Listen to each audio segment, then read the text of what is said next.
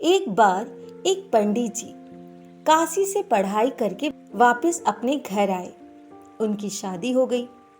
कई दिन बीत जाने के बाद एक दिन उनकी पत्नी ने उनसे पूछा, पतिदेव, आप बहुत विद्वान हैं, क्या आप मुझे एक प्रश्न का उत्तर दे सकते हो? पंडित जी इनकार नहीं कर सकते और बोले, पूछो।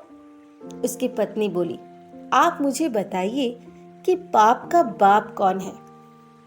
उनकी पत्नी की बात सुनकर पंडित जी सोच में पड़ गए। अब क्या जवाब दूं? तभी उनकी पत्नी ने बोला, महाराज, नहीं मालूम है तो रहने दीजिए। पंडित जी ने कहा, नहीं नहीं, मैं तुम्हें इसका जवाब जरूर दूंगा। अगले दिन पंडित जी काशी के लिए निकल पड़े। रास्ते में ही एक वेश्या रहती थी। वह पंडित जी को देखकर बोली, पंडित जी, कहाँ जा रहे हो? पंडित जी बोले, जी, मैं काशी जा रहा हूँ। वैश्या फिर बोली, मैंने सुना है कि आप काशी से पढ़कर आए हो, तो फिर वहां क्यों जा रहे हो? पंडित जी ने उन्हें सारी बात बताई। वैश्या बोली, पंडित जी, इसके बारे में मैं भी आपको बता सकती हूँ। पंडित जी बहुत खुश हुए और बोले, अच्छी बात है, फिर तो मैं इतनी दूर जाना नहीं पड़ेगा। वैश्या बोली, पंडित जी, इसके लिए आपको मेरे घर आना पड़ेगा। कल आप मेरे घर आइए, मैं वहीं आपको सारी बात बता दूंगी कि पाप का बाप कौन है।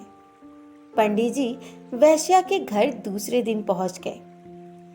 वैश्या ने उन्हें आदर पूर्वक बैठाया और 100 रुपए भेंट के रूप में उनके सामने रख दिया और कहा, पंडित जी, कल अमावस्या है, मैं चाहती हूँ कि आप मेरे यहाँ भोजन ग्रहण करें।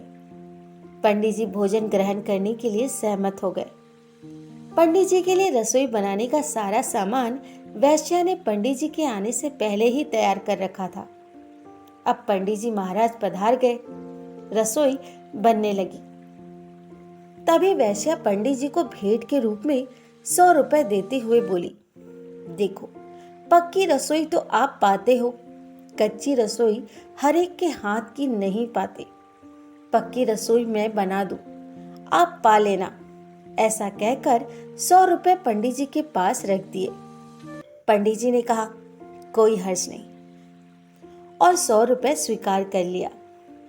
अब रसोई बनाकर पंडित जी को परोस दिया और हाथ जोड़कर 100 रुपए पंडित जी के आगे रखकर बोली, महाराज, जब मेरे हाथ बनी रसोई आप पा रहे हो, अपने हाथ से आपको पानी पिलाना चाहती हूँ। हाथ तो वही है जिससे मैंने रसोई बनाई, ऐसी कृपा करो पंडित जी। पंडित जी मान गए।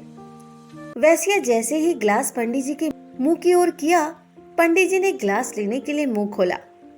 वैश्या जोर से बोली, खबरदार, जो मेरे हाथ का अन्न खाया तो अभी तक भी आपको ज्ञान नहीं हुआ। मैं आप जैसे पंडित का धर्म भ्रष्ट नहीं करना चाहती। ये सब तो मैंने आपको पाप का बाप कौन है का ज्ञान करने के लिए किया था। मैं ज्यों ज्यों आपके आगे रुपए रखती गई, त्यों त्यों आप ढीले होते गए। इससे ये साबित होता है कि पाप का बाप लोभ है। इंसान लोभ के पीछे नहीं दौड़ना चाहिए, क्योंकि लोभ या लालच इंसान को अंधा बना देता है। इससे इंसान पुण्य और पाप सब भूल जाता है। दोस्तों, इस कहानी से हमें यही सीख मिलती है कि पाप का बाप लोभ है। लोभ ही वो कारण है जो व्यक्ति को पाप करने के लिए प्रेरित करता है, चाहे वह धन का लोभ हो, किसी चीज का लालच। लोभ के कारण व्यक्ति बेईमानी, झूठ, चोरी जैसी गलत बातें करने लगता है। लोभ एक प्रकार का लालच है जो व्यक्ति को किसी चीज को पाने की अत्यधिक इच्छा दिलाता है, और लालच धन, पद, शक्ति या किसी भी ऐसी चीज का हो सकता है जो व्यक्ति को पसंद हो।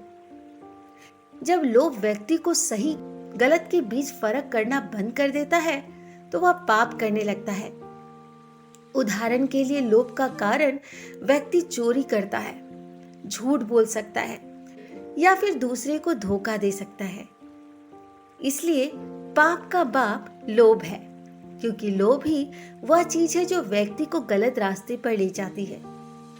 तो दोस्तों, आज की ये कहानी कैसी लगी कमेंट द्वारा जरूर बताएं और हाँ, मेरे चैनल को लाइक शेयर सब्सक्राइब करना ना भूलें।